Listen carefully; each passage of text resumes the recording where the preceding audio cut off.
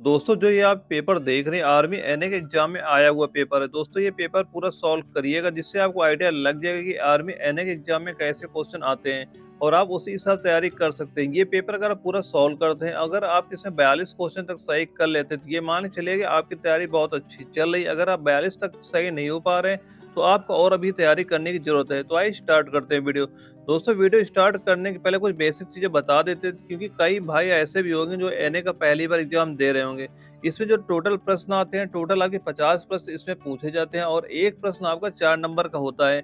यानी टोटल आपका 200 नंबर का पेपर होता है और जिसमें आपको 60 मिनट का टाइम दिया जाता है और आपको जो मिनिमम पासिंग मार्क होता है वो 70 नंबर का होता है। यानी अगर आपके नंबर 70 से कम आते हैं तो आपकी कॉपी मेरिट के लिए भी नहीं भेजी जाती है। तो ये तो होगी दोस्तों बेसिक बात है। अब आइए स्टार्ट करते हैं आज की वीडियो। दोस्तों जो ये पेपर आता है 5 पार्टों में आता है। जो हमारा पहला पार्ट होता है वो जनरल नॉलेज को होता है, जिसके आपके 10 क्वेश्चन आपसे पूछे जाते हैं। और जो इसमें हमारा पहला क्वेश्चन पूछा गया था वह था कि दिल्ली शहर की स्थापना किसने की थी। तो दिल्ली शहर की स्थापना किसने की थी? तोमर ने की थी। यानी ऑप्शन नंबर 3 इसका सही आंसर हो जाएगा। वही दोस्तों जो भी आंसर सही है उसमें मैंने लास्ट में डॉट लगा दिया ताकि आपको कोई भी दिक्कत ना हो आंसर को टिक करने में। दोस्तों ये सारे क्वेश्चन आप एक जगह लिखते जाइए कि आपके कितने क्वेश्चन सही हैं, बाद में आप टोटल काउंट कर लेना कि टोटल कितना सही हो रहा है आपका। और जो हमारा अगला क्वेश्चन आया था यानी क्वेश्चन नंबर 2, उसमें पूछा गया था आर्य समाज के संस्थापक कौन थे। तो आर्य समाज के संस्थापक कौन हो जाएंगे? ऑप्शन नंबर 3 है स्वामी दयानंद सरस्वती हो जाएंगे। और जो हमारा अगला क्वेश्चन आया था यानी क्वेश्चन नंबर 3, इसमें पूछा गया था कि सन 1919 में जलियांवाला बाग हत्याकांड कहाँ पर हुआ था। तो यह जलियांवाला बाग हत्याकांड कहाँ पे हुआ था? यह अमृतसर में हुआ था। यानी ऑप्शन नंबर 1 इसका आपका सही आंसर हो जाएगा। और हमारा अगला क्वेश्चन आया था यानी कि नमक सत्याग्रह किस वर्ष हुआ था। तो नमक सत्याग्रह किस वर्ष हुआ था? यह 1930 में हुआ था। यानी ऑप्शन नंबर 2 आपका इसका सही आंसर हो जाएगा। अगला क्वेश्चन आया था हमारा, संविधान में मौलिक कर्तव्य जोड़े गए थे। तो संविधान में कब मौलिक कर्तव्य जोड़े थे, यानी कौन सा संशोधन हुआ था? यानी 42वें संशोधन द्वारा जोड़े गए थे। यानी ऑप्शन नंबर 1 आपका सही हो जाएगा। और हमारा जो अगला क्वेश्चन आया था उसमें पूछा गया था सूर्य एक प्रकार का है। सूर्य क्या है? सूर्य एक तारा होता है। यानी कि ऑप्शन नंबर 1 इसका सही आंसर हो जाएगा। और जो हमारा अगला क्वेश्चन आया था क्वेश्चन नंबर 7, उसमें पूछा गया था कामाख्या मंदिर किस राज्य का महत्वपूर्ण पर्यटन स्थल है। तो यह किस राज्य का है? यह असम राज्य का है। यानी ऑप्शन नंबर 3 आपका सही आंसर हो जाएगा। और जो हमारा अगला क्वेश्चन आया था क्वेश्चन नंबर 8, इसमें पूछा गया था भारत का सबसे बड़ा राज्य कौन सा है। तो भारत का सबसे बड़ा राज्य कौन सा हो जाएगा? राजस्थान हो जाएगा। यानी ऑप्शन नंबर 1 आपका सही आंसर हो जाएगा। और हमारा जो अगला क्वेश्चन आया था उसमें पूछा गया था क्वेश्चन नंबर 9 में सूरज किस नदी के किनारे स्थित है। तो सूरज किस नदी के किनारे स्थित है? यह ताप्ती नदी के किनारे स्थित है। यानी ऑप्शन नंबर 1 आपका सही आंसर हो जाएगा। और जो हमारा अगला क्वेश्चन आया था यानी क्वेश्चन नंबर 10, इसमें पूछा गया था भारतीय राष्ट्रीय सेना का संस्थापक कौन था। तो भारतीय राष्ट्रीय सेना का संस्थापक कौन हो जाएगा? ये हो जाएगा सुभाष चंद्र बोस। यानी ऑप्शन नंबर 2 इसका सही आंसर हो जाएगा। यहाँ दोस्तों हमारा पार्ट 1 समाप्त हो जाता है। इसके बाद हमारा पार्ट 2 स्टार्ट हो जाता है। यानी पार्ट 2 आपका बायोलॉजी का होता है और जिसके टोटल आपके 15 क्वेश्चन आपसे पूछे जाते हैं। और इसमें जो हमारा पहला क्वेश्चन आया था यानी क्वेश्चन नंबर 11, इसमें पूछा गया था विटामिन ए की कमी से कौन सा रोग होता है। तो विटामिन ए की कमी से कौन सा रोग हो जाता है? यानी रतौंधी रोग हो जाता है। यानी ऑप्शन नंबर 4 आपका सही आंसर हो जाएगा। और हमारा अगला क्वेश्चन आया था यानी क्वेश्चन नंबर 12, इसमें पूछा गया था मानव रक्त का रंग लाल क्यों होता है। तो लाल किस कारण से होता है? यह हीमोग्लोबिन के कारण से होता है। यानी ऑप्शन नंबर 4 आपका इसका सही आंसर हो जाएगा। दोस्तों पेपर जल्दी इसलिए करा रहा हूँ ताकि आपका भी टाइम वेस्ट ना हो और केवल क्वेश्चन आप देख सके किस टाइप के क्वेश्चन आते हैं और आप उसी हिसाब से तैयारी कर सके अपनी। और ये सारे क्वेश्चन आप एक जगह नोट जरूर कर लेना, बाद में काउंट कर लेना कि 42 तक सही हो रहे हैं या नहीं हो रहे हैं आपके। और जो हमारा अगला क्वेश्चन आया था उसमें पूछा गया था तंत्रिका कोशिका मानव शरीर के किस तंत्र का हिस्सा है। तो यह किस तंत्र का हिस्सा हो जाएगा? यह तंत्रिका तंत्र का हिस्सा हो जाएगी। ऑप्शन नंबर 4 आपका सही आंसर हो जाएगा। और जो हमारा अगला क्वेश्चन आया था उसमें पूछा गया था यानी क्वेश्चन नंबर 14 में निम्नलिखित में से किस ईंधन के कारण पर्यावरण में न्यूनतम प्रदूषण होता है। तो किसके कारण होता है? हाइड्रोजन के कारण। यानी ऑप्शन नंबर 3 आपका सही आंसर हो जाएगा इसका। और जो हमारा अगला क्वेश्चन आया था क्वेश्चन नंबर 15, इसमें पूछा गया था सूखी बर्फ किसका ठोस रूप है। तो यह किसका ठोस रूप होता है? यह कार्बन डाइऑक्साइड का ठोस रूप होता है, यानी ऑप्शन नंबर 3 आपका सही आंसर हो जाएगा। वहीं दोस्तों जो भाई एनए के नोट्स लेना चाहते हैं वो दिए गए नंबर पे संपर्क कर सकता है, क्योंकि इसमें हम आपको 99 रुपए में, जिसमें हम आपको देंगे एनए के एग्जाम में आए हुए बायो के 1000 क्वेश्चन, फिजिक्स के 1000 क्वेश्चन, केमिस्ट्री के 1000 क्वेश्चन और जीके जीएस के 1000 क्वेश्चन और मैथ के हैंड राइटिंग बुक भी आपको इसी में प्रोवाइड करा दी जाएगी। और आपको 25 ओरिजिनल पेपर आर्मी के एनए के दिए जाएंगे, जिससे आप यह देख सकते हैं कि आर्मी के एनए पेपर में कैसा पेपर आ रहा है, क्योंकि जो आर्मी के जितने भी एग्जाम होते हैं उससे सबसे ज्यादा रिपीटेड ही क्वेश्चन पूछे जाते हैं। और वहीं जो भाई नोट्स लेना चाहता है वो दिए गए व्हाट्सएप नंबर पे संपर्क कर सकता है। और जो हमारा अगला क्वेश्चन आया था क्वेश्चन नंबर 16, इसमें पूछा गया था मानव कोशिका की कायिक कोशिका में गुणसूत्रों की संख्या कितनी होती है? तो टोटल कितने गुणसूत्र होते हैं? हमारे टोटल होते हैं 46, यानी ऑप्शन नंबर 3 आपका सही आंसर हो जाएगा। अगला क्वेश्चन हमारा आया था क्वेश्चन नंबर 17, इसमें पूछा गया था विकास का सिद्धांत निम्नलिखित में से किसके द्वारा प्रतिपादित किया गया था? तो यह किसके द्वारा प्रतिपादित किया गया था? यह चार्ल्स डार्विन के द्वारा प्रतिपादित किया गया था, यानी ऑप्शन नंबर 4 आपका सही आंसर हो जाएगा। और हमारा अगला क्वेश्चन आता है आनुवांशिक रूप से समान व्यक्तियों के बीच प्रत्यारोपण को क्या कहते हैं? तो प्रत्यारोपण को क्या कहते हैं? इसको बोलते हैं आइसोग्राफ्ट, यानी ऑप्शन नंबर 4 आपका सही आंसर हो जाएगा। और जो हमारा अगला क्वेश्चन आया था क्वेश्चन नंबर 19, इसमें पूछा गया था हीमोग्लोबिन का मुख्य घटक है। तो हीमोग्लोबिन का मुख्य घटक क्या हो जाता है? यह लाल रक्त कोशिकाएं हो जाता है, यानी ऑप्शन नंबर 4 सही आंसर हो जाएगा। और हमारा जो अगला क्वेश्चन आता है कौन सा रक्त समूह सर्वदाता कहलाता है? तो कौन सा सर्वदाता कहलाता है? यह कहलाता है ओ निगेटिव। क्या कहलाता है? सर्वदाता कहलाता है, यानी ऑप्शन नंबर 2 आपका सही आंसर हो जाएगा। और जो हमारा अगला क्वेश्चन आता है इसमें पूछा गया था विटामिन के निम्नलिखित में से किससे संबंधित है? तो विटामिन के किससे संबंधित हो जाएगा? यह खून का जमना। और जो हमारा अगला क्वेश्चन आया था वो क्वेश्चन नंबर 22, इसमें पूछा गया था कौन सा विटामिन जल में घुलनशील है? तो कौन सा विटामिन जल में घुलनशील होता है? विटामिन सी जल में घुलनशील होता है, यानी ऑप्शन नंबर 2 सही आंसर हो जाएगा आपका। अगला क्वेश्चन आया था हमारा क्वेश्चन नंबर 23, इसमें पूछा गया मानव हृदयों में, ये क्वेश्चन थोड़ा मिसप्रिंट है, इसे आप सही कर लीजिए, कछुओं नहीं हो गया, कच्छों की संख्या होनी चाहिए था। यानी कि इस क्वेश्चन ये हो जाएगा मानव हृदय में कच्छों की संख्या कितनी होती है? तो कितने कच्छ होते हैं? 4 कच्छ होते हैं, ऑप्शन नंबर 4 आपका सही आंसर हो जाएगा।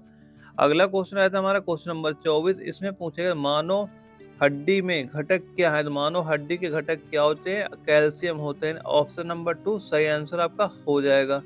और अगला क्वेश्चन हमारा आया था क्वेश्चन नंबर 25, इसमें पूछा गया था निम्नलिखित में से कौन मानव हृदय का अशुद्ध रक्त पहुंचाता है? तो कौन पहुंचाता है? फेफड़ों की जो धमनियां होती हैं वो पहुंचाती हैं, ऑप्शन नंबर 2 इसका आपका सही आंसर हो जाएगा। यहाँ से दोस्तों हमारा पार्ट 2 समाप्त हो जाता है। इसके बाद हमारा पार्ट 3 स्टार्ट हो जाता है। पार्ट 3 में आपका केमिस्ट्री आती है, केमिस्ट्री के भी टोटल आपके 15 क्वेश्चन पूछे जाते हैं। और इसमें जो हमारा पहला क्वेश्चन पूछा गया तो वह क्वेश्चन था यानी पिच ब्लेड किसका एक अयस्क है? तो पिच ब्लेड किसका एक अयस्क है? यह आयरन का एक अयस्क है, यानी ऑप्शन नंबर 2 सही आंसर हो जाएगा। अगला क्वेश्चन जो आया था हमारा क्वेश्चन नंबर 27, इसमें पूछा गया था सबसे प्रचुर मात्रा में मिलने वाला तत्व क्या है? तो सबसे प्रचुर मात्रा में कौन सा तत्व मिलता है? ऑक्सीजन मिलता है, यानी ऑप्शन नंबर 1 आपका सही आंसर हो जाएगा। इसके बाद जो हमारा अगला क्वेश्चन आया था वो क्वेश्चन नंबर 28, इसमें पूछा गया था तरल अवस्था में पाई जाने वाली धातु है। तो तरल अवस्था में कौन सी धातु पाई जाती है? क्लोरीन धातु पाई जाती है, ऑप्शन नंबर 3 आपका सही आंसर हो जाएगा। और जो हमारा अगला क्वेश्चन आया था क्वेश्चन नंबर 29, इसमें पूछा गया था ऑक्सीजन यानी प्लस की ऑक्सीकरण संख्या क्या होती है? दोस्तों इसका आंसर मुझे कंफर्म नहीं हुआ था, इसका आंसर आप कमेंट बॉक्स में जरूर बताइएगा क्या होगा इसका आंसर। हमारा अगला क्वेश्चन आया था क्वेश्चन नंबर 30, इसमें पूछा गया था यूरेनियम विखंडन की सतत प्रक्रिया को जारी रखने में किस कारण की जरूरत होती है? किसकी जरूरत होती है? न्यूट्रॉन की होती है, ऑप्शन नंबर 2 आपका सही आंसर हो जाएगा इसका। और जो अगला क्वेश्चन आया था क्वेश्चन नंबर 31, इसमें पूछा गया था एलपीजी पेट्रोलियम गैस में विद्यमान होता है। तो एलपीजी पेट्रोलियम गैस में क्या विद्यमान होता है? ब्यूटेन विद्यमान होता है सबसे ज्यादा, यानी ऑप्शन नंबर 4 आपका सही आंसर हो जाएगा। और जो हमारा अगला क्वेश्चन आया था क्वेश्चन नंबर 32, इसमें पूछा गया था बारूद बनाने के लिए निम्नलिखित में से किसका उपयोग होता है? तो बारूद बनाने में किसका उपयोग होता है? इसमें नाइट्रिग्लिसरॉल का उपयोग होता है, यानी ऑप्शन नंबर 2 आपका सही आंसर हो जाएगा। अगला क्वेश्चन जो आया था क्वेश्चन नंबर 33, इसमें पूछा गया था नाभिकीय रिएक्टर की मूल प्रक्रिया क्या है? नाभिकीय रिएक्टर की मूल प्रक्रिया क्या हो जाएगी? विखंडन हो जाएगी, यानी ऑप्शन नंबर 2 आपका सही आंसर हो जाएगा इस। और जो हमारा अगला क्वेश्चन आता है क्वेश्चन नंबर 34, इसमें पूछा गया था रॉकेट में ईंधन के रूप में कौन सी गैस का प्रयोग किया जाता है? तो कौन सी गैस का प्रयोग किया जाता है? यानी हाइड्रोजन गैस का प्रयोग किया जाता है, यानी ऑप्शन नंबर 2 आपका सही आंसर हो जाएगा। अगला क्वेश्चन आया था हमारा सबसे हल्का रेडियो एक्टिव तत्व कौन सा है? तो सबसे हल्का रेडियो एक्टिव तत्व कौन सा हो जाएगा? ट्राइटियम हो जाएगा, यानी ऑप्शन नंबर 4 इसका आपका सही आंसर हो जाएगा। और जो हमारा अगला क्वेश्चन आया था क्वेश्चन नंबर 36, इसमें पूछा गया था गोबर गैस का मुख्य घटक है। तो गोबर गैस का मुख्य घटक क्या हो जाएगा? इसका मुख्य घटक होता है मीथेन और ब्यूटेन होता है, यानी ऑप्शन नंबर 2 आपका सही आंसर हो जाएगा। और जो हमारा अगला क्वेश्चन आया था क्वेश्चन नंबर 37, इसमें पूछा गया था हीरा और ग्रेफाइट होते हैं। तो हीरा और ग्रेफाइट क्या होते हैं? या एक दूसरे के अप्रूप होते हैं, यानी ऑप्शन नंबर 1 आपका इसका सही आंसर था। और जो हमारा अगला क्वेश्चन आया था क्वेश्चन नंबर 38, इसमें पूछा गया था रबड़ के वल्कनीकरण के लिए उसमें मिलाया जाता है। तो क्या मिलाया जाता है? उसमें सल्फर का मिलाया जाता है, सल्फर इसका आंसर सही हो जाएगा, यानी ऑप्शन नंबर 1 आपका सही आंसर हो जाएगा। और जो हमारा अगला क्वेश्चन आया था इसमें पूछा गया था प्राकृतिक गैस का मुख्य घटक है। तो प्राकृतिक गैस का मुख्य घटक क्या हो जाएगा? मीथेन हो जाएगा, यानी ऑप्शन नंबर 1 आपका सही आंसर हो जाएगा। और जो हमारा अगला क्वेश्चन आया था क्वेश्चन नंबर 40, इसमें पूछा गया था भोपाल गैस त्रासदी में उत्सर्जित गैस कौन सी थी? तो कौन सी गैस उत्सर्जित हुई थी? उसमें मिथाइल आइसोसाइनेट हुई थी, यानी ऑप्शन नंबर 4 आपका इसका सही आंसर था। और वहीं दोस्तों यहाँ से आपका पार्ट 3 समाप्त हो जाता है। इसके बाद पार्ट 4 स्टार्ट हो जाता है। पार्ट 4 आपका मैथमेटिक्स का होता है, जिसके टोटल आपके 5 क्वेश्चन पूछे जाते हैं। और जो इसमें हमारा पहला क्वेश्चन पूछा गया था, यानी क्वेश्चन नंबर 41 नंबर क्वेश्चन में पूछा गया था 6 सेंटीमीटर आधार त्रिज्या और 8 सेंटीमीटर ऊंचाई वाले शंकु के अंदर रखे जाने वाले बड़े से बड़े गोले की त्रिज्या क्या होगी? दोस्तों जो मैथमेटिक्स है सारे क्वेश्चन सॉल्व करिएगा आप। अगर कोई भी क्वेश्चन आपको डाउट लगता है तो आप हमें कमेंट बॉक्स में कमेंट करके बता सकते हैं, उसका सोल्यूशन हम आपको प्रोवाइड करा देंगे। इसमें केवल हम आपको जो भी सही आंसर होंगे केवल वो आंसर आपको बता देंगे। और जैसे 41 नंबर क्वेश्चन हो गया, इसका सही आंसर हो जाएगा आपका ऑप्शन नंबर 4, यानी 3 आंसर आ जाएगा जब आप इसे सॉल्व करेंगे। और इसके बाद जो हमारा अगला क्वेश्चन आया था क्वेश्चन नंबर 45, इसमें पूछा गया था 15 प्लस साइन स्क्वायर थीटा का अधिकतम मान व न्यूनतम मान क्या होगा? और वहीं दोस्तों जिससे आप सॉल्व करेंगे तो इसका आंसर आएगा ऑप्शन नंबर 1, यानी अधिकतम मान आपका 16 हो जाएगा और न्यूनतम मान आपका 15 हो जाएगा, यानी ऑप्शन नंबर 1 आपका सही आंसर हो जाएगा। और इसके बाद जो हमारा अगला क्वेश्चन आया था क्वेश्चन नंबर 43, इसमें पूछेगा यदि एक पांसे को 18 बार फेंका जाए, क्वेश्चन मिसप्रिंट है तो उसे सही कर लेने से। क्वेश्चन ये होना चाहिए यदि एक पांसे को 18 बार फेंका जाए तो कितने बार 2 आने की प्रायिकता है? तो कितने बार 2 आने की प्रायिकता है? जब आप इसे सॉल्व करेंगे तो इसमें आंसर आएगा आपका 3, यानी ऑप्शन नंबर 1 आपका इसका सही आंसर हो जाएगा। और जो हमारा अगला क्वेश्चन था क्वेश्चन नंबर 44, इसमें पूछा गया था 6 अंकों की बड़ी से बड़ी संख्या कौन सी होगी जो 243 से पूर्णतः विभाज्य है? तो इसका आंसर जब दोस्तों आप सॉल्व करेंगे तो इसका आंसर आएगा ऑप्शन नंबर 1 आपका सही आंसर हो जाएगा। और उसके बाद जो दोस्तों हमारा अगला क्वेश्चन आया था क्वेश्चन नंबर 45, इसमें पूछा गया था यदि 2 खंभों जो कि 24 मीटर और 36 मीटर ऊंचे हैं किसी शिखरों को एक रस्सी द्वारा बांधा जा गया है और यदि रस्सी क्षैतिज के साथ 60 अंश का कोण बनाती है तो रस्सी की लंबाई क्या होगी? दोस्तों इसे आप जब सॉल्व करेंगे तो इसका जो आंसर आएगा वो आएगा 8√3, यानी ऑप्शन नंबर 1 आपका सही आंसर हो जाएगा। और यहीं से दोस्तों हमारा पार्ट 4 समाप्त हो जाता है। इसके बाद हमारा पार्ट 5 स्टार्ट हो जाता है जो कि हमारा फिजिक्स का होता है। और फिजिक्स के भी टोटल आपके 5 क्वेश्चन आपसे पूछे जाते हैं। और इसमें जो हमारा पहला क्वेश्चन पूछा गया था वह क्वेश्चन था 46 नंबर, यानी टेलीफोन लाइन में बहने वाली धारा है। तो कौन सी धारा बहती है? इसमें विद्युत ऊर्जा धारा बहती है, ऑप्शन नंबर 2 आपका सही आंसर हो जाएगा। और जो हमारा अगला क्वेश्चन आया था क्वेश्चन नंबर 47, इसमें पूछा गया था ग्रीन हाउस प्रभाव मुख्यतः वायुमंडल में किसकी वृद्धि के कारण होता है? तो यह किसकी वृद्धि के कारण होता है? यह कार्बन डाइऑक्साइड की वृद्धि के कारण होता है, यानी ऑप्शन नंबर 4 आपका सही आंसर हो जाएगा। और जो हमारा अगला क्वेश्चन आया था क्वेश्चन नंबर 48, इसमें पूछा गया था निम्न में से कौन सा अच्छा विद्युत चालक है? तो सबसे अच्छा विद्युत चालक क्या हो जाएगा? ग्रेफाइट हो जाएगा, यानी ऑप्शन नंबर 1 आपका सही आंसर हो जाएगा। वहीं दोस्तों जो क्वेश्चन नंबर 49 पूछा गया था ये मेरे समझ में नहीं आया था क्या क्वेश्चन में पूछ रहा है। मैं केवल क्वेश्चन नंबर 50 ही आपको सॉल्व करा रहा हूँ। इसमें पूछा गया था ट्रांसफार्मर किस सिद्धांत पर काम करता है? तो ट्रांसफार्मर किस सिद्धांत पर कार्य करता है? या अन्योन्य प्रेरण सिद्धांत पर कार्य करते हैं। ऑप्शन नंबर 2 इसका आपका सही आंसर हो जाएगा। ऐसा करता हूँ यह पूरा पेपर आपने सॉल्व कर लिया होगा और आपने टिक भी लगा लिया होगा कि कितने क्वेश्चन आपको आ रहे थे और कितने नहीं आ रहे थे, और काउंट करने के बाद अगर आपके ये मानो 40 और 42 तक सही हो रहे हैं तो आपकी तैयारी ठीक ठाक चल रही है, आपका रिटन एग्जाम क्वालिफाई हो जाएगा।